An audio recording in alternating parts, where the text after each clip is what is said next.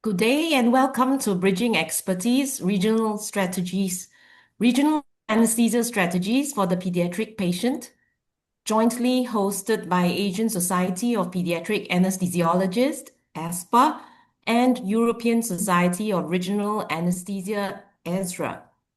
I'm Grace Lee Shuing, and I'll be moderating this session with Professor Fatma Saruja Ulu, our chairperson for today. But before I proceed, I would like to acknowledge Dr. Vivian Yuan, our IT support, who works quietly in the background.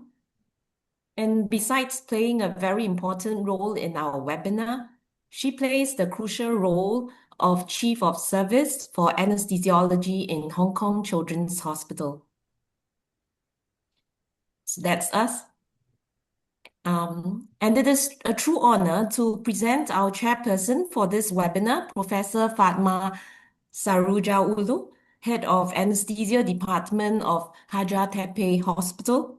Her interests are in regional anesthesia, pediatric orthopedic anesthesia, pain medicine, and acupuncture. Next slide. So our webinar today is a live discussion of 3 case scenarios and their regional anesthesia strategies. Hence, we have 3 esteemed panelists across the globe to give their expert opinions and answer your questions. They are Dr. Vrushali Ponde, Senior Consultant, Surya Children's Hospital, Founder Director, Children Anesthesia Services of Mumbai. We could have the next slide. That's her. Thank you, Vivian. Okay, and her interests are in pediatric neonatal anesthesia, ultrasound, and of course, friendship, Sita, and life. Next, we have Dr. Aki Umera, Head of Department of Anesthesiology of Osaka Rehabilitation Hospital for Children.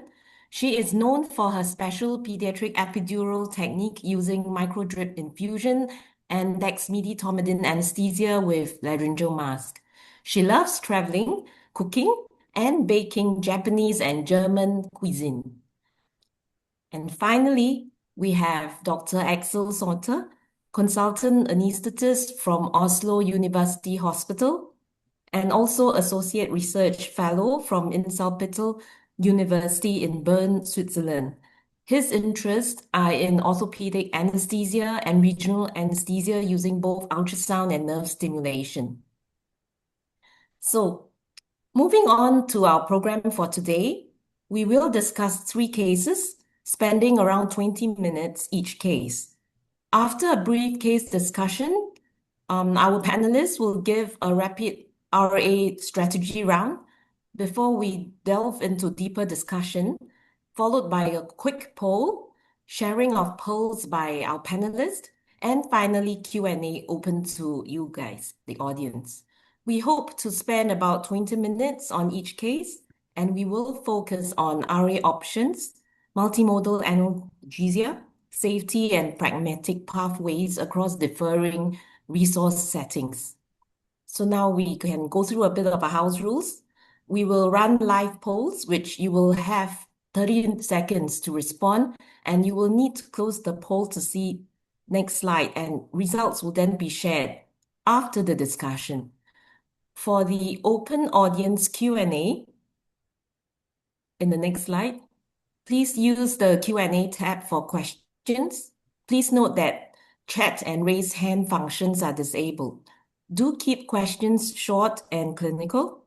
Our moderators will highlight your questions to the appropriate speaker during panel discussion.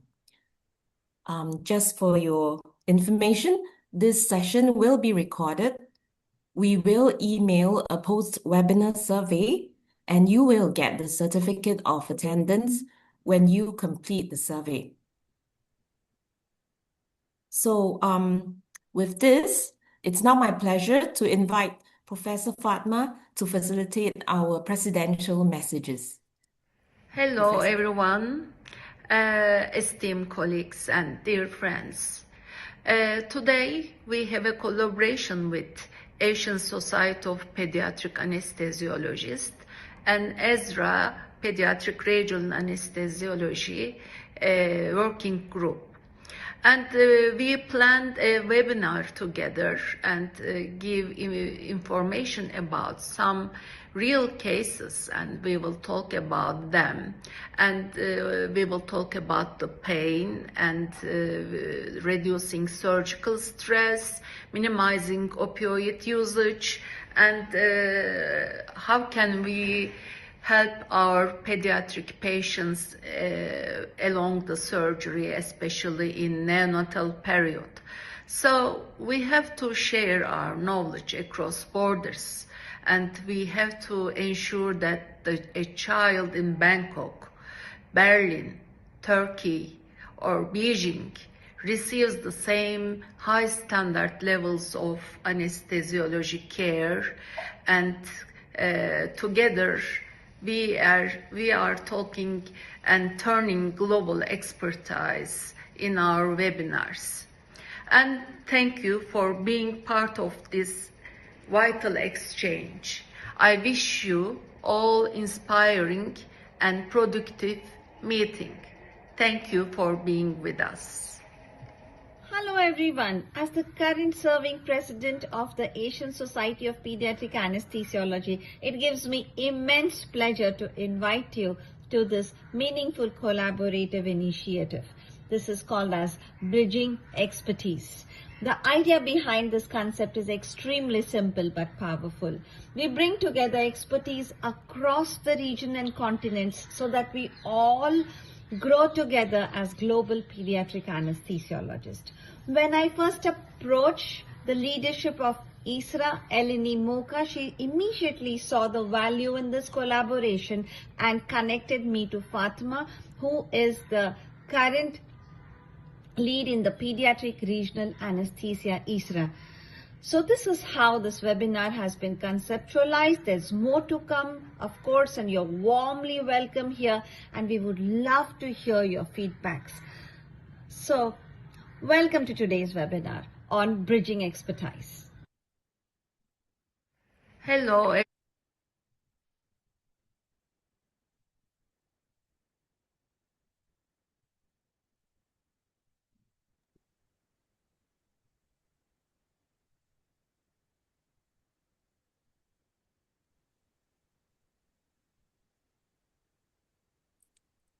Hello.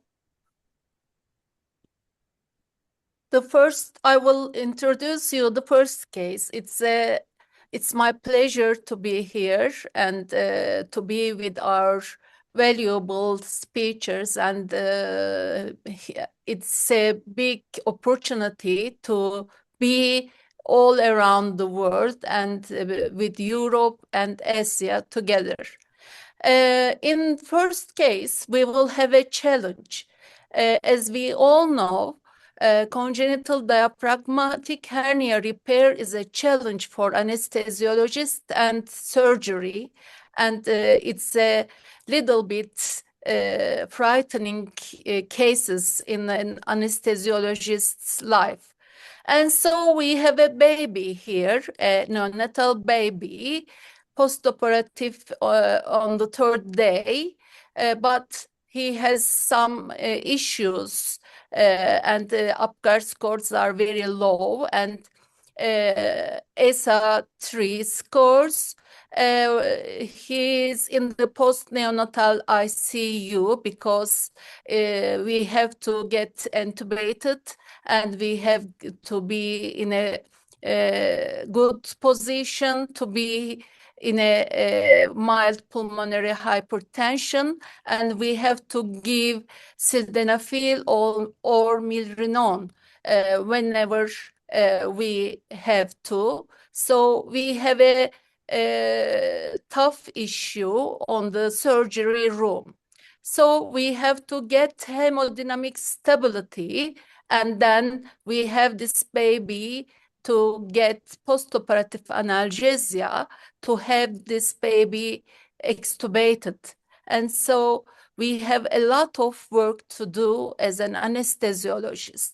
We will talk about this case first in this webinar, and our first speaker will be Aki. And first of all, we will have, slide please, some goals and dilemmas, of course. We have to get excellent analgesia for these babies, and we have to think that we have a little baby in neonatal period, and we have to get some hemodynamic stability during the surgery and after postoperative period.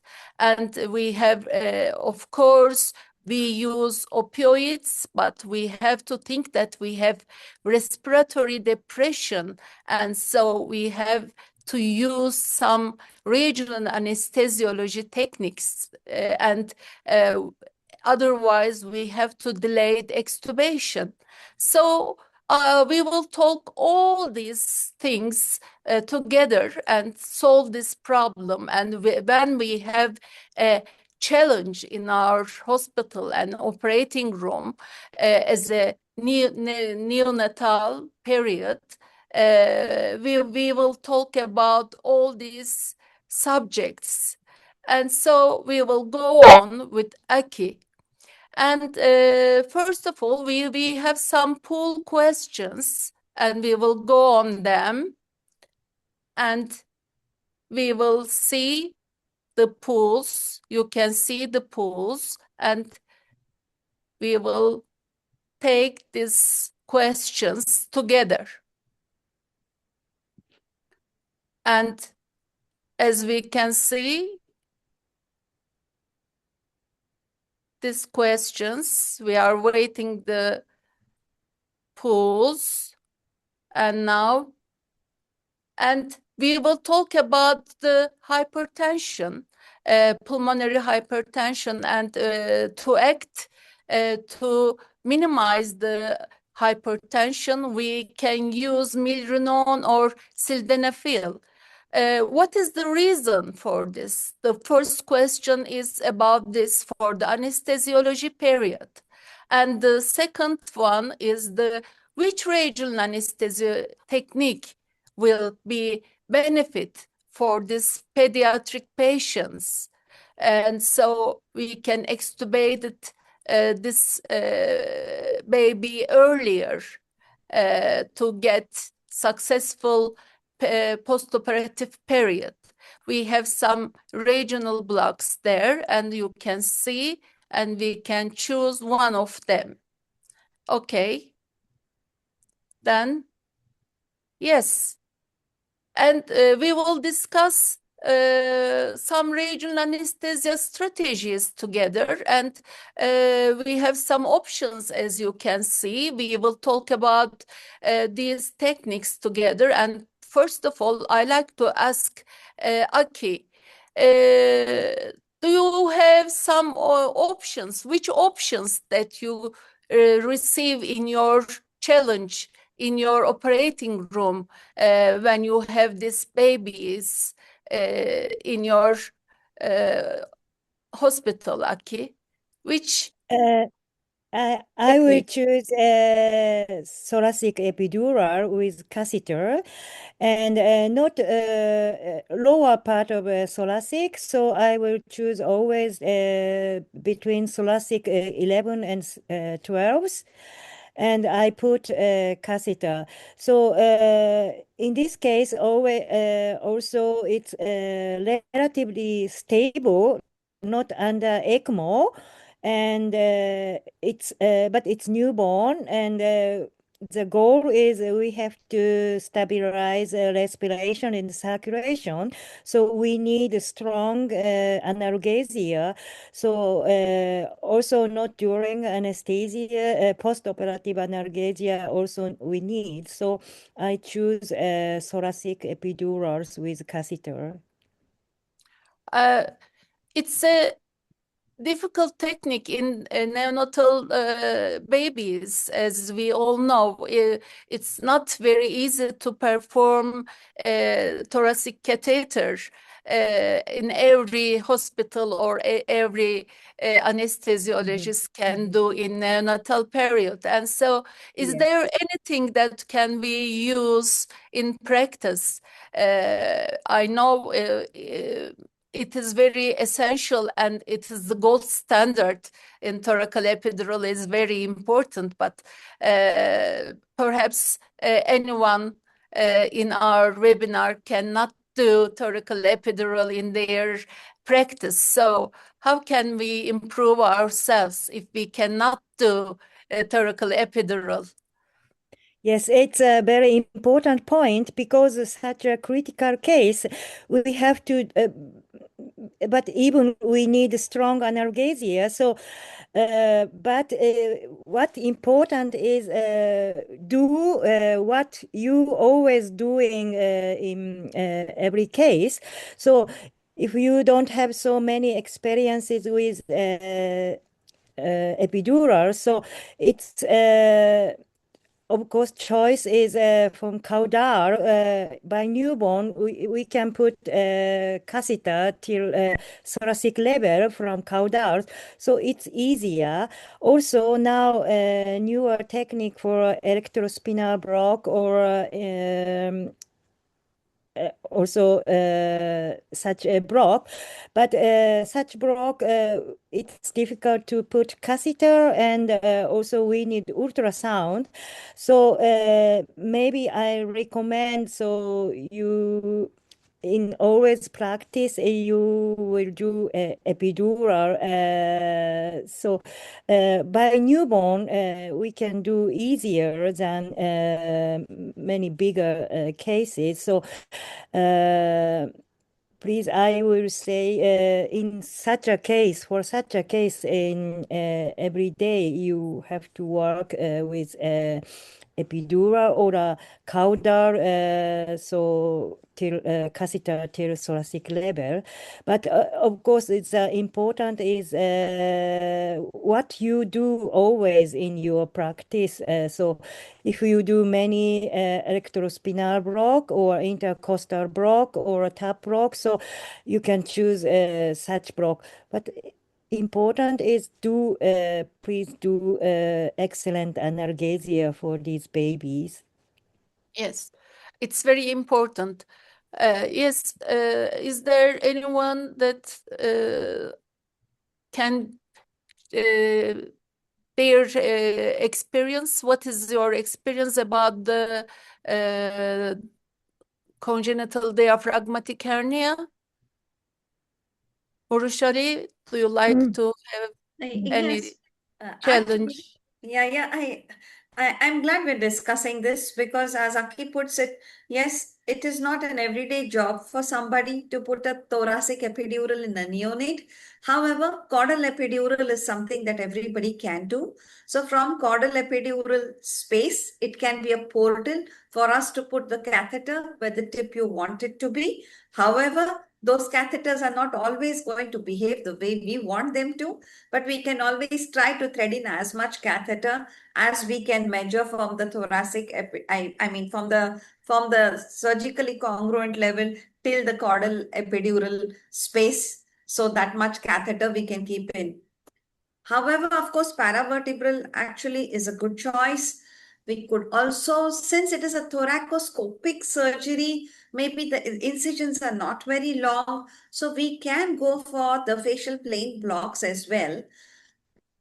However, a lingering analgesia and a catheter placement would be better with, I agree with Aki, with a thoracic. I'm not with the thoracic, maybe because it's a very high functioning pediatric unit block.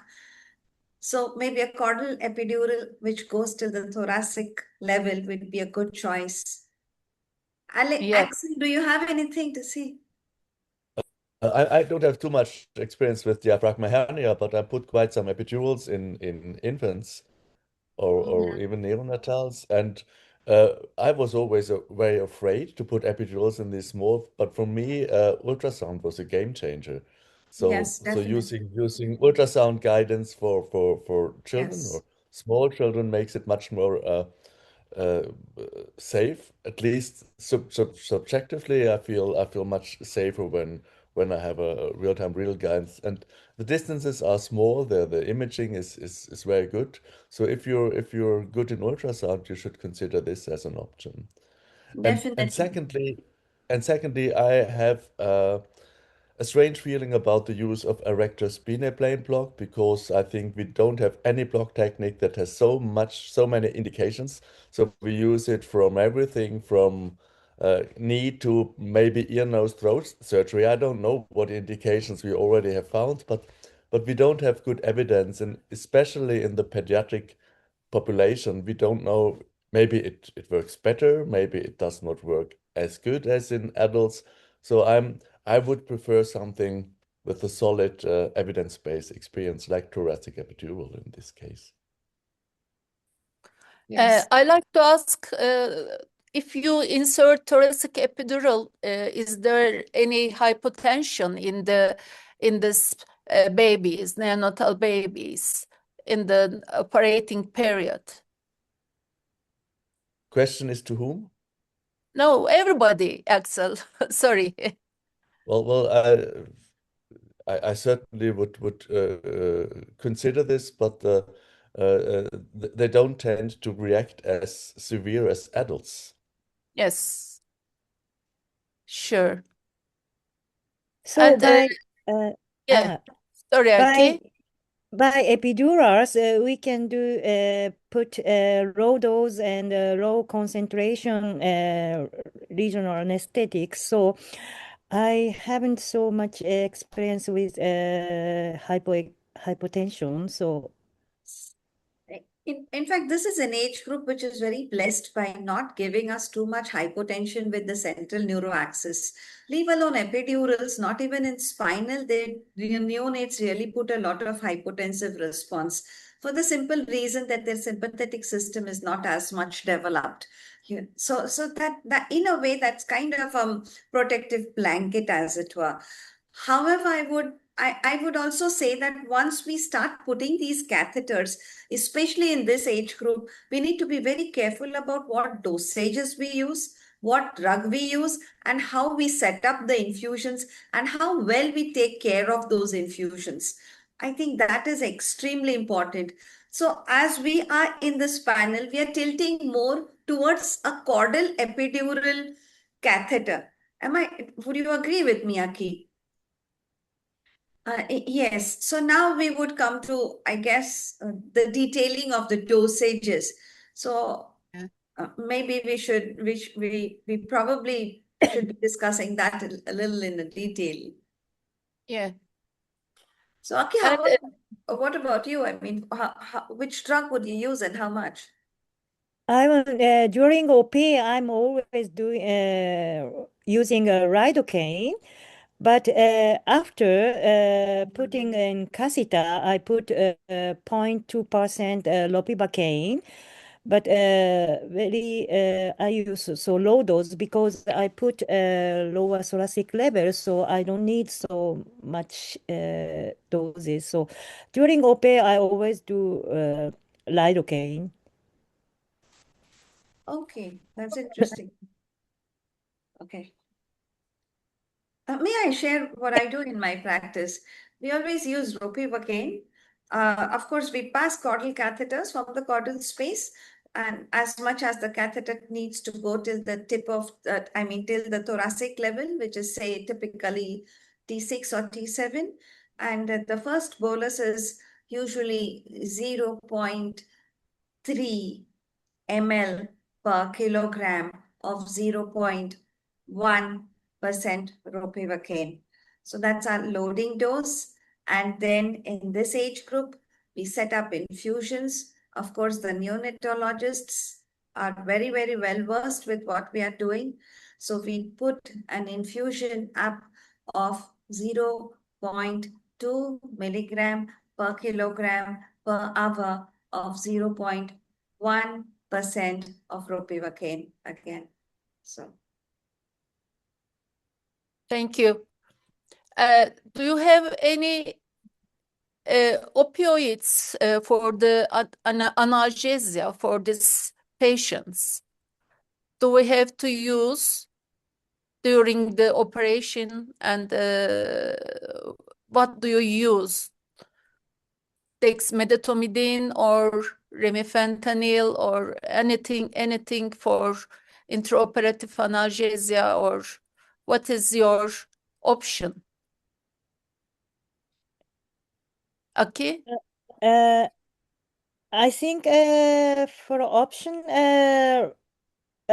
I recommend using dexmedetomidine, but also, of course, remifentanil is a good choice. But dexmedetomidine is very good with regional anesthesia working. So I always use also dexmedetomidine. Yes, we use especially DEX in our practice as well, and we use ultrasound for the caudal epidural block, and it's very easier to perform, especially in neonatal period. And so ultrasound is a game changer, I think, and it's very valuable in our practice, especially in pediatrics, and we like to use in our hospital and in our practice as well. And do you have any paravertebral block experience in your clinic? I never do paravertebral in this little babies, but do you like to perform paravertebral in this kind of surgeries? Okay. I also have never experience of paravertebral, so Yeah. We all maybe use caudal blocks and epidural. Thank you. yes, thoracic. Thank you. Yeah. Well, paravertebral, yes, it does give a wonderful analgesia. It is very, it is extremely well visualized under ultrasound with a linear probe. The only thing is the threading of the catheter in the paravertebral space and anchoring it for a long time does become difficult because it's a very superficial work. Then we would need to go in the longitudinal uh, length. Yeah. So it that is the main issue behind we keeping paravertebral catheters. Hence, we feel caudals are better because there is a long amount of length catheter which is dwelling in the epidural space. So losing the catheters is not very common. Okay. Now we have the pool results. We will see the pool results. And yes, we use to use pulmonary hypertension. Yes, it's true. We use milrinone and especially sildenafil for the pulmonary hypertension, and to get the pulmonary vascular resistance decreased and get hemodynamic stability. Yes, that's correct. And we have a lot of correct answers. And so we have a little one question. How long do you leave the epidural catheter? The last question. How long Uh, do you leave? I, I, of course, I look the patient status, and also I always speak about how long catheter with a pediatric surgeon, but I do always 4 or 5 days, no longer than 1 week. Okay, thank you. And now we have questions, Grace. We have some questions from the audience, and so Yes. perhaps you would like to ask our Yes, very quickly. friends. Actually, we have answered a few of them already, but Dr. Josephine Tan has asked what size epidural catheter for neonate? How long do you leave the epidural catheter for, and what drug for infusion? So I think it's for Aki. Uh, yes. She mind how long?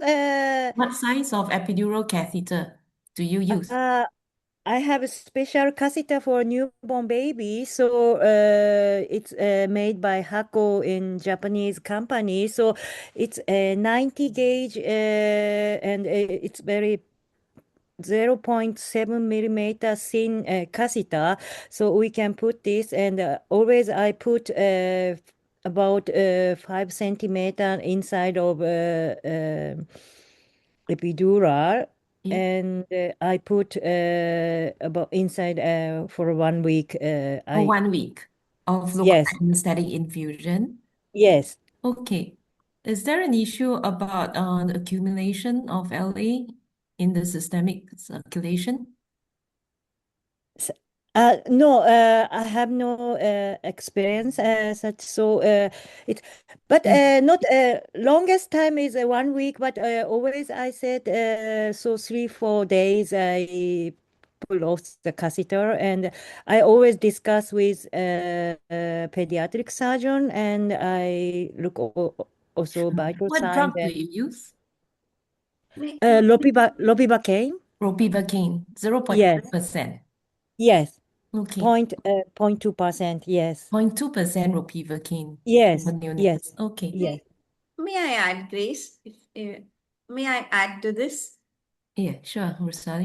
Yeah, actually, I mean, I can share what I do in my practice. We definitely put a catheter. This also calls for a real communication between the NICU staff and the NICU consultants. We keep a dose of 0.2 milligram per kilogram per hour, and we dilute the ropivacaine to 0.1%, or even 0.2% is okay as long as we are meeting the milligram per kilogram per hour requirement. And what surgery beautifully does is, actually in neonates, we do have lesser amount of alpha glycoproteins, and hence the free drug is more. But due to the surgery and the surgical response, there is an increase in this protein secretion in the body. So, and that protects for 48 hours. And after 48 hours, it starts decreasing. So, in our practice, we keep it for 48 hours. Yeah. And after 48 hours, we may extend it for 72 hours. Meanwhile, if it is a thoracoscopic surgery, we would have taken a call if the patient is going to remain on ventilator for a while, or we are going to start weaning. So if we are going to start weaning, then we may give one more day of grace, and pull the tube out under the cover of epidural so that it's easier for them to wean off. Otherwise, we do not carry epidural infusions for more than 48 hours. But here is a different take from what Akit does in Japan and I do in Mumbai. So this is a beauty of different situations and different Yes, I agree. practices Yeah. coming together. I think in our institution, we also tend to be quite conservative. We will not go beyond 48 hours for neonates. Um, but I think it depends on the extent of post-operative monitoring and the facilities we have. Okay, so the other comments, the someone said that he actually thinks that CDH is a very hard anesthesia, um, difficult to perform, I guess, and Mhm. he feels that if thoracoscopic surgery is done, just mild analgesia is enough. So he might go with just single short blocks like intercostal blocks or paravertebral blocks. Only if it's an open surgery, then you may need something more, like an epidural. Uh, Dr. Susilo Chandra, he said that if unluckily I cannot successfully do epidural or caudal or peripheral nerve block, I usually give IV bolus of lidocaine 1 milligram per kilo body weight and continue with 2 milligram per kilo body weight per hour, combined with bolus dexmedetomidine and ketamine. Yeah. Basically, he's aiming for opioid-free anesthesia because he believes in that. Yes. If There is a necessary. role of IV lignocaine. Yes. Yes, we won't deny that. Coming to this person who has the anonymous person who has written very thoughtful. Yes, CDH is a very tricky surgery. However, I agree we can get away with a single shot block. I agree. However, it's not just for analgesia that the epidurals are going to help. Epidurals have many other positive points and benefits, such as a positive neurohumoral response, positive metabolic response. The stress response is really curbed to a lot of extent, and you're going to aid extubations here in the postoperative period. But however, if that works well with you, Yes. Yes. Okay. There are a few other comments, but I think in the interest of time, we might have to move on to the next case. Yes. Okay. Thank you. Oh, thank you, Fatma. Right. So I will be moderating for the next case. This is our patient, an 8-year-old, 28 kilograms, with closed both bone forearm fracture after a fall. He is scheduled for open reduction and internal fixation. He is ASA2 with controlled mild asthma, no coagulopathy, and he's currently nil by mouth already. Surgeons are aiming for day surgery, wanting to go home. So our goal, next slide, would be to provide same-day discharge for this procedure that's expected to take about 60 to 90 minutes.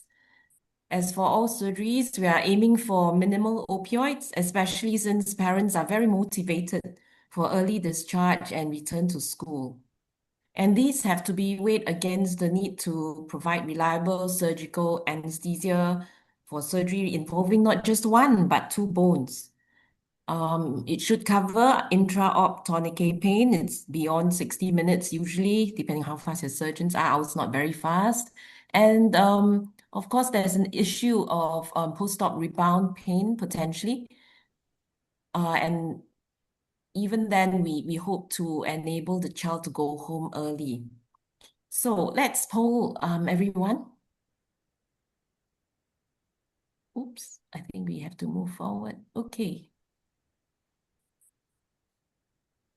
We want to know your preferred block for this open forearm ORIF in a otherwise healthy 8-year-old. So a little bit different, no asthma now. What would you do? Essentially, bread and butter case, what is your usual go-to technique? And then for daycare, your go-to strategy to reduce rebound pain. Now, that's something of interest recently in the regional anesthesia community. Renewed interest in rebound pain. What causes rebound pain really? Is it just block resolution pain or something else? Neuroinflammation? Okay. Right. So now we move on to our rapid RA strategy round by our experts. We hear from them. May I first invite Dr. Vushali to share, please? Would you perform a regional block for this child? I think she will, of course. If I, yes, what block will you do, Dr. Vushali? Yes, actually, you have given me three goals. You want me to send the patient home the Yes, very yes. same day. It's a daycare Um, surgery. You well, want the patient's parents to be happy, the patient to be happy, of yeah, course. yeah. And then you also you do not want a lingering motor blockade happening, Oh, but you yes. want to give a block also. Oh, So yes, Grace, you're yes. very smart. Because we have experts here across the globe. We must be Okay. high standards. Yes. So, Grace, in my opinion, I think I would go for, although even a supraclavicular is going to give analgesia to forearm fractures, even I would rather still go for intraclavicular block because it is going to give tourniquet work as well. It will give forearm coverage very well. However, he's 8-year-old, so I am going to give a general anesthesia with maybe an LMA or a tube, whichever way I want to. So what I need is a good surgical analgesia. I need analgesia. I do not need total anesthesia the way I would do it in an adult. So here I will drop the concentration of the local anesthetic. Say maybe, or I will go to ropivacaine. I would, and not bupivacaine, which would give a denser motor block. So this would, I'll try and preserve the motor aspect of it and only give the sensory block, you see. So the surgeons are also happy to see the finger movements in the postoperative period. And then the child doesn't go with the limb, a dead extremity feeling and gets, and that might delay our discharge criteria. So maybe we can drop the concentration of even ropivacaine further. We will not give lignocaine or lignocaine adrenaline here and give a good infraclavicular block is what I believe Okay, would, so would work well here. intraclavicular, Yes, like intraclavicular zero, with zero a point 0.2 lower dose, a mercury. lower concentration of local Okay, okay, anesthetic. okay, I got it. Single shot. Yeah, Single okay, shot, can I yes. then ask the rest of the But panelists at this point? Wait. Let's let the rest yes, yes. tune in. Okay, come on. Aki, what would you use? You're muted, You're Aki. muted. No, you're still muted, yeah.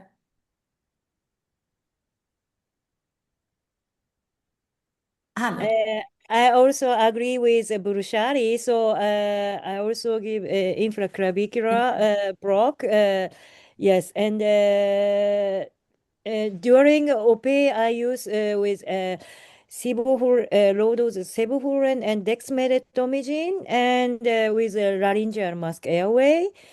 And after I put zupoitril acetaminophen and go for day surgery Okay, always. all right. What about Axel?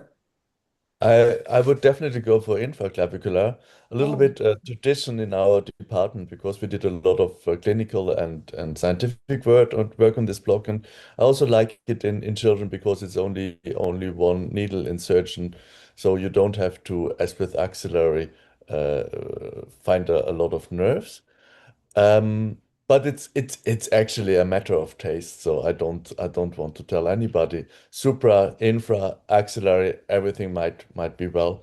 And then Yes. since it's an 8-year-old, not so many 8 years old are motivated being awake, so I would go for a laryngeal mask or for some good sedation to make them sure, sleep sure. during the procedure. So nobody chose supraclavicular, yeah? The spinal of the forearm. You will cover everything really well. What's wrong with that? I guess, Yes, I see your point. As Axel said, it's not that you can't. You can give that too.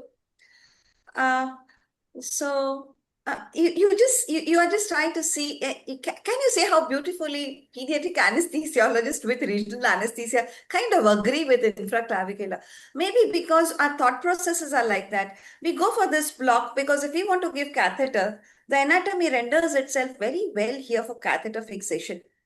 mhm, And the dome of the dome of the pleura in the neck in very small babies can be really very high up, waiting to get punctured. Of course, under ultrasound, everything is safe, but yeah. still, I think somehow we do go for forearm infraclav. If you would have had humerus or in between, we would have gone up. So we ascend up as the surgery ascends up. You see, in other words. Mhm. So Okay. I think just a kind of a thought sure, process to sure. share. I And think here I maybe addition of clonidine in the block would give analgesia for a longer time and not a motor block. mm, So that's giving a happier addition here. right. So we're talking But about then Aki wants extreme. to give dexmedetomidine. Then I won't give clonidine because we don't want to give both. Yeah, that'll be adjunct. So, yeah, I think I would agree. I think essentially for me, I supraclavicular, superior analgesia, but I think in this child there's asthma. If he has poorly controlled asthma, I also want to spare the phrenic nerve, I think there would be more phrenic nerve involvement with a Yes. supraclavicular block. So infraclav would be better in that way, maybe. And but the problem I find with infraclav is that I do have to abduct the arm. So that Mm-hmm. would be some movement in order to do the block properly. Although with ultrasound, you can still usually have a fairly good view. Yes. So that would probably make me still choose maybe the infraclav because of the phrenic sparing feature of it. And it's safer. Yes. And it's Although Yeah. safer. yeah, It- and axillary not so great because it wouldn't cover the tourniquet pain. Yeah. You would have to cover the T2. So that would be for Yeah. me. Okay, then okay, let me ask another questions then. Um I had on the slide about red flags. So one of that is about acute compartment syndrome. Hmm. Are we worried about acute compartment syndrome in this population, given that it's both bone forearm fracture? It's considered a risk factor, especially in the light that younger children has higher baseline intracompartmental Mm-hmm. pressures and communication difficulties as well. Mm-hmm. Will you then even perform a block? Mm-hmm. And if you do, how will you modify your technique and post-op management? What is the guidelines really? What do you Hmm. recommend? Would you do the block? Would your surgeons be concerned? Mhm. Rushali, maybe. Yeah, yes, yes. A very legitimate concern. It's not that yes, our surgeons do get worried with that, but I guess I put it in a different manner. I guess we can aid and help them identify if something's going to go wrong there. And here's how. First, we do not give very dense, solid blocks here. As if, in other words, no dense motor block, in other words, no dead extremity, as it were. So, motor movements intact, sensory analgesia, yes, and suppose if at a particular given regime, say with paracetamol, with a block with an additive such as clonidine, if the child is fine after a couple of hours, now if the child is not happy or grumpy, or the next day the child is grumpy, think of rebound pain, yes, but look for plaster fullness even before that. So I guess if at a given regime, if analgesia is going well and then something goes wrong, do not escalate pain relief. Let the surgeons come and have a look first. Yes, I agree. So essentially, if there is a lot of pain, it is widely believed that ischemic pain is usually so severe that it will break through Yes, even a low dose regional block. yes, yes. So if a patient with working block suddenly reports of severe pain, do not just attribute it to rebound pain. Yeah, It could well be compartment syndrome in an yeah, at-risk yes. surgery. So yes, absolutely. I think there is actually the ASRA guidelines in 2015, and they actually the guideline says that it's generally safe to suggest regional blocks for even these kind of cases. If it's used correctly, essentially they should avoid dense blocks, as what Dr. Roshali has said. Use low concentration infusions if you want to even put on a catheter. 0.1% will do. But the single shot block could also be of a lower concentration, 0.2% perhaps. And also be mindful that breakthrough pain is a signal to give attention to the child and think about this as a differential. Right. What about anything you want to say about this about compartment syndrome, Aki or Axel?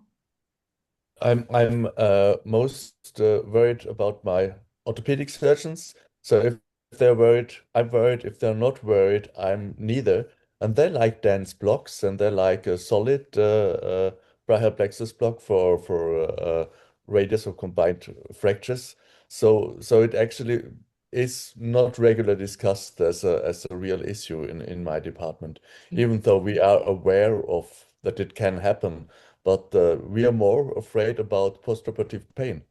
And so we discuss the timing. Of course, if there's general anesthesia, we still want to have the block before the surgical intervention, because there is at least some data in adults that it is a difference in the postoperative perception of pain. Better to have it before the surgical trauma than afterwards for radius fracture surgery. Sure. Thank you. So what about single shot versus catheter? Would anybody put a catheter for daycare? The if it is so pain intensive, at least in here in Mumbai, we do not have that entire system which is being built up that is required for daycare, such as telephonic follow-ups, such as giving all the information that the parent and the child should be having when they go home with the catheter. So we haven't yet cemented that kind of a system. Occasionally, we have sent children home with catheters, but this is not what our everyday work would be like. So we do not put catheters, however, home catheters. However, we will dispense proper pain medications round the clock and then send the baby home. Right. Okay. Axel, do you send patients with catheter home? Or Aki?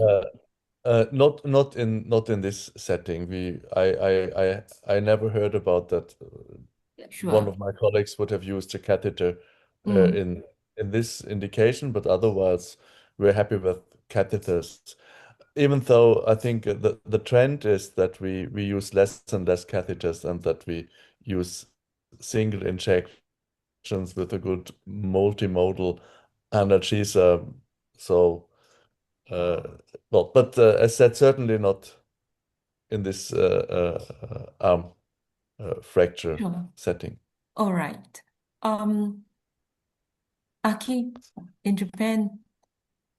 Me too. In No. Japan, Okay. we never Sure. put catheter in No daycare problem. So is surgery. there any other ways to prolong the block then? I think Vushali mentioned the use of clonidine or dexmedetomidine. Yeah, Grace, Is it both are fine. However, dexmedetomidine does still remain an off-label Use, yes. use. Would you give it So, IV then? see, if I want to give dexmedetomidine IV, yes, it's a good drug, then I'd lose my chance of using clonidine in the local anesthetic. Hmm, true. So I would rather give it in the local So anesthetic. you would rather put clonidine perineural. Yes, All right, yes. okay. And then we mentioned rebound pain. What would you give? I mean, besides trying to prolong the block for rebound pain, Uh, how do you First, prevent it? yes, at least here, what happens is many a times the parents try to, I mean, most of at least the people whom I have met, they have to be told that keep the medicines round the clock, because if the boy says that I do not have pain, they may not give the painkiller at that time. So there is a standing instruction to go round the clock, and there is one dose of paracetamol which is kept when there is an escalation. So I would tell them to go for a combination of ibutesic plus paracetamol, say 3 times a day for 3 days minimum. But I will keep one dose of paracetamol if the child in between these dosages complains of pain again. So this is Okay. how I distribute the dosages, and prepare them for rebound pain. Okay, so you anticipate the rebound pain and give them a drug Yes. before that And yes, happens. and with a clear instruction whether the child has pain or no, please give the Sure. medication. What about Aki and Axel? What do you do to prevent rebound pain? So I put I use always suppository. So NSAIDs. So before awakening the patient, I put for example acetaminophen or NSAIDs. Mm. Or I put a bigger child. I put ropivacaine plus dexamethasone. Then it works longer. So I'm not Okay, so forearm, but you would put the dexamethasone perineural. yes, Okay, yes, all right, yes. interesting. Hmm. Will you give IV dexamethasone? Uh, Because yes. that's the same. I tried put perineural or IV, IV. but it was better by perineural, so I put always What dose do perineural. you use? Uh, What 2.2 dose? 2.2 milligram 2 point dexamethasone. Yes, dexamethasone. per kilograms? Ah, no, no, totally. So, Oh, oh, totally. Okay, sure. yes. All right. Okay. Uh, Axel, you have anything to add? If Well, not, it's not completely understood yet, the rebound pain, but yes, one yes. explanation is, of course, insufficient postoperative analgesia. What is Okay. this? That's to say that my time is up for this Okay, session. but No just problem. a last comment. I I yeah. would agree with paracetamol and non-steroidal around the clock, and Yep. opioids as a rescue. And then another aspect of rebound pain might be inflammation. Yes. So besides non-steroidals, also steroids like Yep. dexamethasone, Yes. and to my point of view, given before surgery and given before the tourniquet, so Yes. that it really also spreads into the tissue before the surgical trauma might be Yeah. a difference. Absolutely. Yes. I think that's what I would do too. Yeah. IV dexamethasone. In fact, And some we give people give very PONV. high dose. And we Yes. get a PONV too. Yes, So two correct. benefits. 0.2 per kilo, 0.2 milligram per kilo you can safely give. So yes, thank you very much. Thankfully we have no Q&A, but we can show the results, the poll results. All right, so it's quite well distributed between supraclavicular, infraclav, and axillary. And also, some people believe in dexamethasone, 30%, 62% mainly would be giving multimodals round the clock schedule. Thank you very much. And I'm just looking, it doesn't look like there's any questions and answers, so I will hand this over to the third case by Padma. Thank you. Thank you. And the last case, and we have a syndrome again. We have a syndromic day today. And so we have another syndrome that this is the orofacial cleft. And as we all know, it's the most common, one of the most common congenital abnormalities in the worldwide. And so we have a 10-month of infant here, and he had a non-syndromic cleft palate, and he will have a surgery. He has an history of respiratory tract infections, and so we have to get it into surgery to get this infant.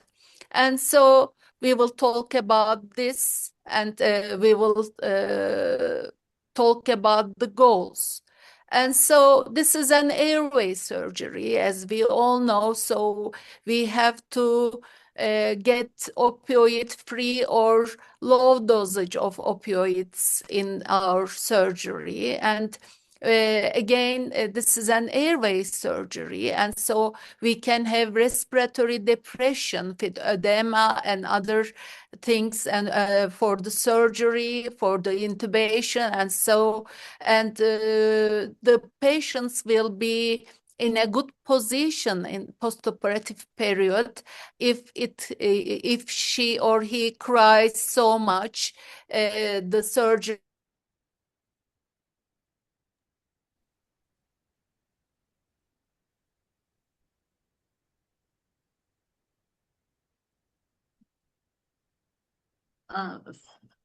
You're muted.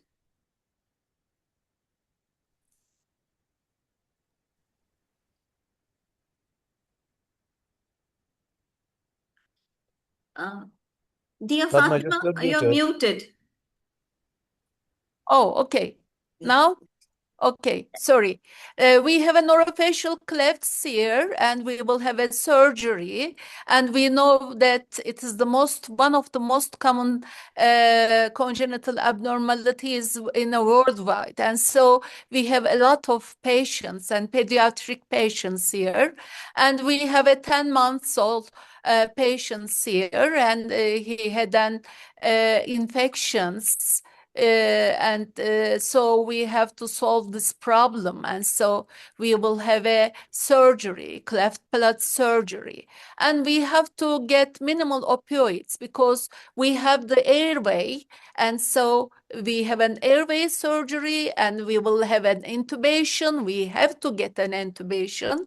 And so we have to get minimal opioids during the surgery to get respiratory depression and solve the analgesic problems post-operative period, because if the baby cries and the surgery can bleed, and so we have some repeated surgeries and revised surgeries, and so the pain is our main goal, and the opioids can be decreased, and so we have many things to do. So what is the risk for post-operative airway and the post-operative obstruction, airway edema, and the opioid usage? We will talk about the case, and we will talk about the regional anesthesia techniques that can we use in this patient population. And so next slide, please. And we have, of course, a poll question, and we will have the answers. And it's important to minimize the opioids. And why? We will have decrease the opioid usage. And we will talk about, in the end, we have one kind of newborn, and it's a 10 months of old baby, and we have to solve the problems, especially at 3 months. It's a little bit older, but especially the cleft palate surgery are done at the age of 3 months. And so we'll talk about why we have to decrease the opioids in our practice. And yes, the next one. Can we get, yes. These are the discussions and regional anesthesia strategies. And we have a lot of options here, and we will talk with the panelists about this situation. And the main panelist is Axel here. We know that he is very experienced about the situation, and he does a lot of regional anesthesia techniques about this. And yes, Axel, what is your choice for the analgesia for this cleft palate surgeries? Well, the way challenging part of cleft palate surgery is that when people are agitated and when children are agitated and children are crying after surgery, this might have a negative impact on the surgical outcome because the wound might just go up again, and it might be a surgical failure. So we really need a good perioperative treatment, including effective pain treatment. And in the past, and I know it's still from some centers, they use a lot of opioids. They don't let children eat for 24 hours. They give a heavy opioid load, but I think this is a little bit old-fashioned. In our practice, we rather want to use a little opioid, get the children awake, get them orientated, let them feed as early as possible, and having a more normal, ordinary life. And when it comes to regional anesthesia, and we did a review within the prospect group, and we found out that the maxillary nerve block is actually the one where there is most evidence for that it is postoperatively effective, but the greater palatine block might be an alternative. So we always do what is called a maxillary nerve block, and as we did show in a study, it seems to be as good or as bad if you use it with landmarks technique or if you use ultrasound. So you don't get 100% success, probably, but you get some success. And I would always combine it with local infiltration. And this is also due to that the surgeon, they want to have epinephrine against the bleeding. So it's quite obvious that you give a little bit of locals also at the surgical site in combination to the maxillary nerve block. This would be my advice or our strategy. Oh, yes, Aki, do you have any experience in cleft palate surgery? And what is your opinion about the postoperative analgesia?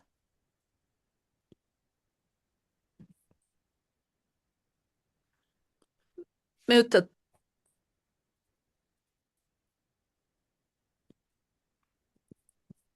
I also had many cleft palate surgery before, and I totally agree with Axel. Old fashion is using opioid, but now we have to do more blocks. But I personally have not so experience with maxillary nerve block. So, but I think it's the best way, maxillary nerve block, and Axel said infiltration by surgeon, and I use also dexmedetomycin infusion, and I don't use opioid.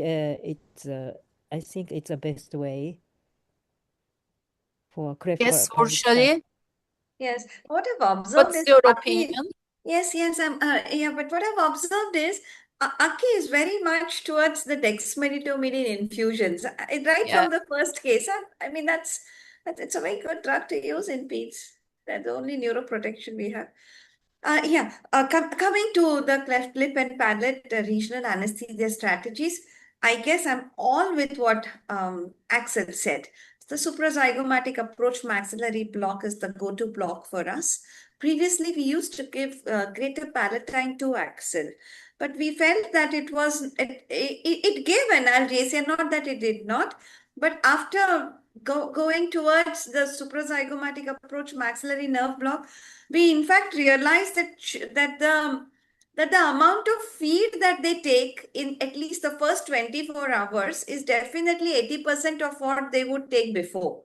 And with the other analgesics such as greater palatine, it is around 60%. So this even a great block actually also aids good feeding in the postoperative period, simply because of the way we swallow, the initiation of the swallowing, the tongue pressing against the palate. I guess if it's a good analgesia, we really get a lot of normality as quick and as soon as we can. And then they become even more comfortable because they're fed well. So it's a good cycle. Thank you. I like to ask a question about the DEX. Is there any bradycardia in your practice when you use infusion in like this little infants and babies. Okay. Uh, if I When you use, use dexmedetomidine ah, and do you I, have any I, oh, bradycardia and I, hypotension and I during this always, period? I always use before dexmedetomidine atropine. So, I always put atropine with dexmedetomidine. So, I don't have so much severe bradycardia. Yeah, Might I comment on dexmedetomidine? We use it nasal as spray medication. yeah, And even though you can question if it still works with a cleft palate, but it works. There are some, even though not high quality studies, but there are some studies that actually show that there's a good effect also in this group of patients. And I use it regularly. And usually my patients come sleeping and they don't wake up when I put on a mask for sevoflurane induction. And of course, when you have this initial sedation, this will cover the perioperative period for quite some while. So I think they still have this calming effect even when they wake up after the surgery, after the nasal application. And when yeah, it comes to bradycardia, it's dose related. 3 mics most infants tolerate well. 4 mics per kilo might be that you see a tendency to bradycardia, in my experience. yeah. And I like to ask Axel, what is your local anesthetic dosage if you use regional anesthesia and the surgeon uh, can do the palatal infiltration? Can So you the prepare the local yeah. anesthetic to give the surgeon, or what is the dosage? We're a little bit old-fashioned, I must say, because it's still bupivacaine that is used in our department, and it's 2.5 milligrams per milliliter with epinephrine. And there the calculation is very simple. 1 milliliter for each kilogram body weight for the total dose. So what Yeah. I haven't used up, and I don't use up a huge amount, the surgeons will still be able to infiltrate. Okay. And the baby can eat, or is there any problem for the getting feeding for the babies after That's all that, that's that's a, postoperative that's a period? that's a that's a really interesting question. And our babies in Oslo, they tend to be not eating enough and not drinking enough, so they regularly will get some fluid saline glucosis infusion. Yes. This is also important. We don't uh, the mouth to be dry because this will also be negative for the Yeah. healing process. So children in Oslo, they will always get an infusion. But my good colleague, who is the plastic surgeon, sees a lot of missions with Operation Smile.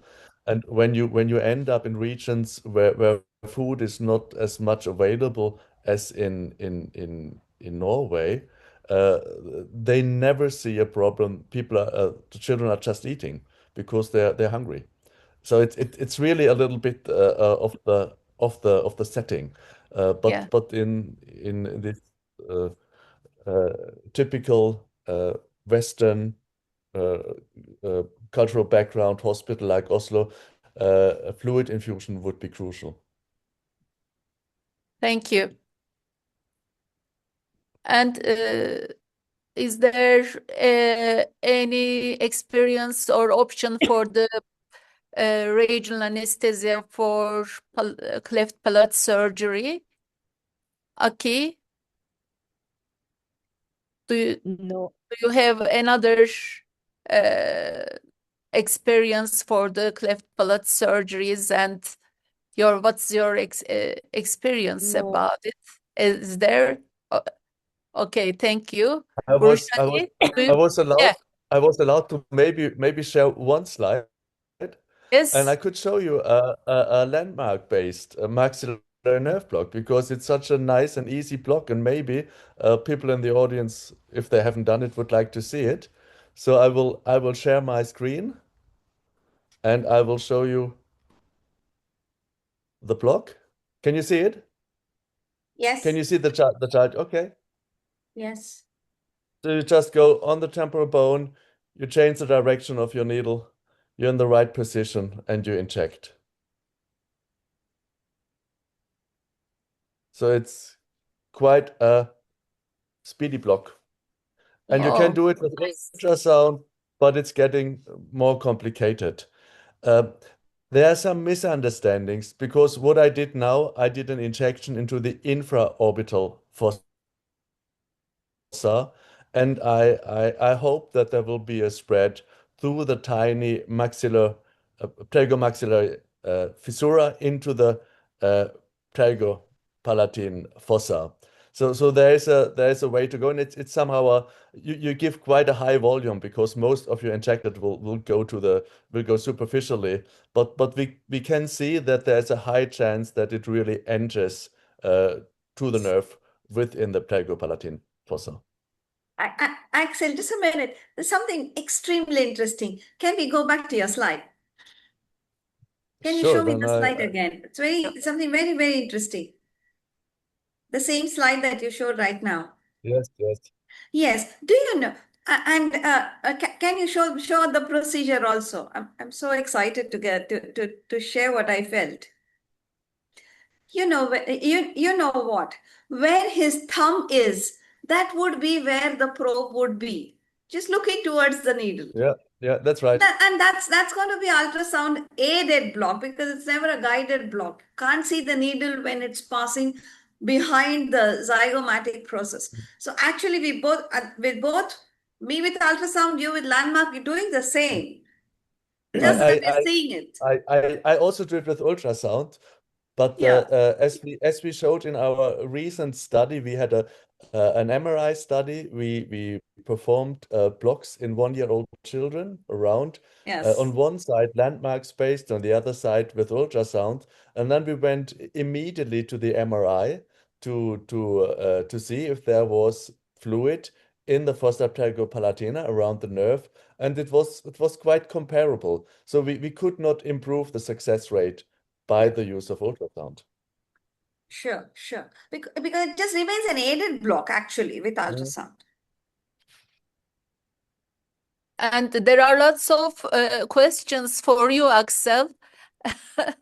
And Okay. what is the depth of injection? And if you do preoperative or postoperative period when you perform the block? We And in we this have in two this questions.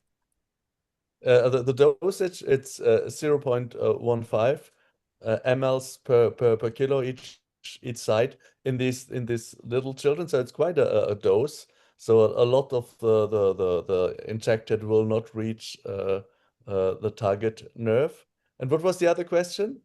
Before we do it before surgery, Yes, after after or after before the after after surgery. anesthesia anesthesia induction, we would perform the block.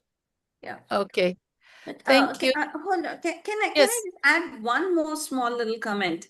Actually, it's bang on straight that yes, whether you use ultrasound or you don't, the success rate is going to be the same. However, when we do it with ultrasound, we see that nice maxillary artery pulsating there in the pterygopalatine fossa. So that's something that we need to add on there. That we quite, although a negative aspiration for blood is a sign that we are not inside a vessel, seeing a vessel displaced by a local anesthetic pocket being formed in the fossa definitely gives an added safety to the block. However, the success, I'm with you, I should not really differ. I agree with you because I'm an ultrasound fan, and of course I like to see Yeah. things. But still, I think for everybody who is Yes, performing of cleft course. palate surgery in a setting where ultrasound is not available, it's good Definitely. to know that it's Definitely. actually quite an effective block with the Yes. landmark technique. Yes, and we will see the thank you, Axel, and the other friends, and we will like to see the poll answer now.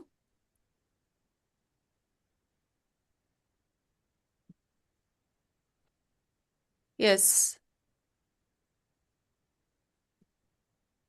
Yes. Yes. They think that the newborns have immature liver functions and increase the risk of serious side effects. Yes, we have to decrease the dosage of opioids during the newborn babies and infants, and especially airway surgeries. And the main reason is this. I think it is the correct answer, and everybody thinks the same way. Yes, thank you for all discussion for this case. And we have a lot of problems. And our what is the getaway point here? Axel, what is your last sentence for Well, the my flat last palate sentence would be, surgery? last sentence is that it's a tricky perioperative course, and it's good to have an established team so that surgeons and anesthetists know each other, and that they know and agree on what we are doing. And I think this is the main key for success in this group of patients. Thank you. Thank you. It was a nice case, and yes, Grace, Yes. Do we still have time for this? I think I, we I, have. I heard that soft music Vivian plays when Yeah, people yeah, yeah. time We heard the soft music again, and I asked one or two questions before the same one, and perhaps we can get from this, All and right. we will answer. Let's just see. I think Yes, there was a question about whether we would add any adjunct into the LA yeah. for the maxillary nerve block, Axel. Would you add any adjunct? I would add clonidine. You would add clonidine perineural? Yes, Okay. I think I'm not getting an answer. What about I think Axel mentioned he would give intranasal Presidex. thanks. And I think that alone would probably be sufficient. We can't really add clonidine then in that case. Um, I think somebody asked Aki if dexmedetomidine is used for intra-op, what is the other agent you would use? Is it sevoflurane or isoflurane? Sevoflurane. Sevoflurane. And Yeah. someone asked if the Presidex infusion causes delayed emergence. The, uh, Delayed uh, emergence. uh, Slow to wake up. no, not, no, I, no, not delay the emergence. No. I So have not. Mm. you use a infusion of what dose? Uh, for cleft palate, I think 0.4 microgram per kilogram per hour during OP. And just end of OP, I get off, take off dexmedetomidine, Mm. and it lasts slight long, but till zero point 0.4 microgram per kilogram per hour is not. It's good for not delayed Okay. emergent. Yeah. Thank you. And I think that's one question about the technique Thank you. of ultrasound guided maxillary nerve block. Maybe Dr. Frushali can answer. He said, rather than needle insertion from the suprazygomatic approach, can you do out of plane approach with needle insertion closer to ultrasound probe? Dr. Uh, Frushali? can I answer? And there's two questions. Actually, we in this study we tried to have a scan from supra zygomatic and really try to follow the needle during the path of the needle. And somehow this is possible, and somehow we think that we can see actually into this tiny para in this tiny in the fossa pterygo Uh-huh. zygomatic. But I see another question, and the question, this is a really good question. Couldn't we have an infrazygomatic needle Yes, approach? I think Because that, this is yeah. much more straightforward, because coming with the needle from above, it's a little bit awkward, a little bit too complicated. But the needle direction is very safe. So you will not direct the needle to risk structures. While when you come from below, you potentially have the eye and central structures that you might hit with a needle. So in pain therapy, there are a lot of approaches suggested to go to the maxillary nerve or to the um, pterygopalat ganglion coming from infrazygomatic. But this is with fluoroscopy, and this is a procedure in itself. But when you want to do a quick and effective block without too much risk uh, perioperatively before a surgical procedure, I think the suprazygomatic approach is so safe that I would always recommend to do this rather than experimenting to coming with the needle from below and potentially hitting something that you don't want to hit. And it's described blindness as a complication of such maxillary nerve blocks with other needle directions. I don't want to experience this in any of my patients. So Axel, since you are this you showed us the landmark technique. Um, Someone asked if what is the depth of injection and how to estimate if you use landmark technique. So it's actually we use four to 5 centimeter needles, and we inject wherever we end up, or if we have bone contact. So bone contact will usually be the maxillary bone, or the at best the lateral pterygopalatine plate. There is a really minimal chance that you really would hit into the fossa pterygopalatina, because the opening is so tiny. But by using some volume, you would hope that the local anesthetic spreads towards the target nerve. May I add something here? Yes, Just Bhushan. quickly.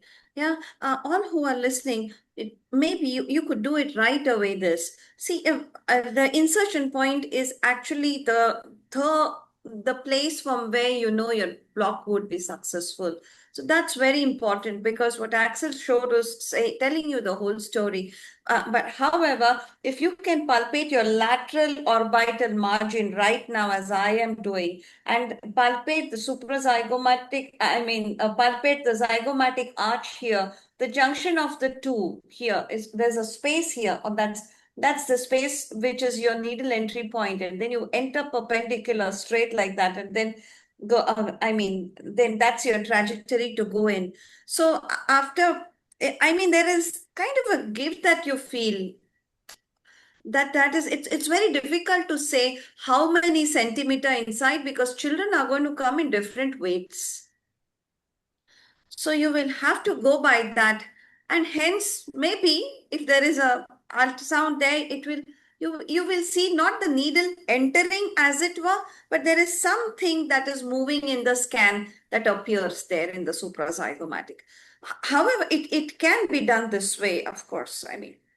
Hmm. You just kind of feel there. Okay. All right. I I think could there's I one could last. Yeah. well, that is probably too late to show another slide, because just to show the anatomy, you may I share? If Vivian is happy. It only takes some seconds, Okay, okay, go just ahead. to understand. So this is, but I have to start share. Excuse me. In the meantime, there's So one so so question. so here you see the tiny opening. So this is Okay. the pterygomaxillary fissura. So we have to get the local anesthetic into this while we end up in the needle in this wider area. And this is a typical ultrasound image that you see. It's Yes. published thousands of times. And you see the arrow on the periopalatine fossa. And it's not the periopalatine fossa, it's the infratemporal fossa. And here's the lateral periopalatine plate. This is what you can see. And the local anesthetic has to go even deeper than this. And so if you have seen the small fissura, it is literally it is really, really unlikely that you direct your needle into this opening blindly. So we have to get the local anesthetic deep. We have to be somewhere in near the lateral periopalatine plate and the pterygomaxillary fissura, and then we have to hope that the local anesthetic enters through the tiny gap. So only this slide. I stop sharing again. Thank you. There's just one last Thank question. Who used remifentanil infusion for cleft palate surgery? Anyone? Remifentanil. No. When it's a redo operation or a flap in the years 3 or 4 years old, I would use a small dose of remifentanil. With the small children, I only use maybe 0.5 milligram of morphine in the beginning of surgery, and then no more opioids during the surgical procedure. But Right. this is a lot of ways that lead to Rome, as we say. It's not fail, but I would, if using remifentanil, I would use a low dose rather than too much, because you have a lot of local anesthetics and you have a multimodal approach. It's no need to use a No. high dose. Yes. Okay. Thank you. I think that's about it. Someone Yes. asked about having your pictures, Axel. I think don't worry, this is actually recorded, so you will be able to have access to the recording later. Thank you for this case. I think we will finish. Yes. Thank you for all the nice introductions and experience. Thank you. So, well, now, Especially, yes. it's your turn. Thank you. Thank you so much. And this has been such a nice time. I didn't even know when the time flew. However, till we even speak right now, there are questions still lying here. All the panelists can keep answering on the questions by typing them in here, so that people who are attending would go home thinking that they were taken care of. So here we go. This was one of the webinars that we are starting the series with. There are more to come. And ASPA is always extremely enthusiastic to take up new endeavors and to interact with people who wish to learn more and more. And we are so happy that we get such opportunities to do so. Having said that, well, I want to share with you a couple of more things. We have our um, ASPA annual conference in Vellore, India on this year. So we would love to have you all here, a personal invitation.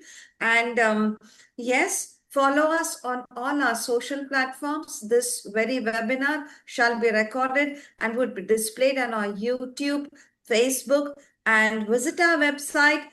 Of course, be our members, because there is so much here that is happening and has happened. You would see, I mean, just be a part of our ASPA community. That would be so fantastic. So please do give your feedbacks to us, because that shows us the way forward. And ASPA is empowering through education. It's a non-profit organization. It's a mission to foster higher standards of pediatric anesthesia care in this wonderful and diverse continent. And hence we seek your help to donate and help us in our cause. It's absolutely voluntary though. So thank you so much, and see you very soon. Thank you. Thank you for Thank being with you. us. Thank Thank you. you. Thank you. Bye bye. Bye. See you.